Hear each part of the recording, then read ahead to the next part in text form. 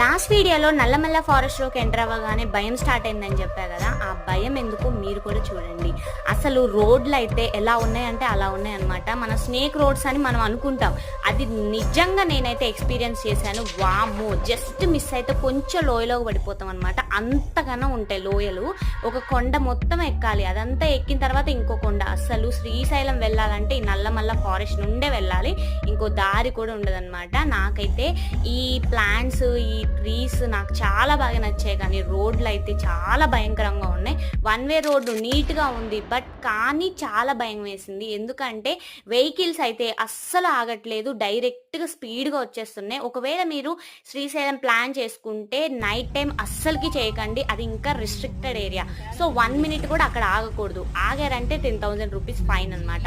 ఇంకా చాలా రిస్ట్రిక్షన్స్ ఉన్నాయి, అవి ఏంటంటో నేను నెక్స్ట్ వీడియోలో చెప్తా. అంతలోపు ఈ ఎన్విరాన్మెంట్ చూసి ఎంజాయ్ చేయండి.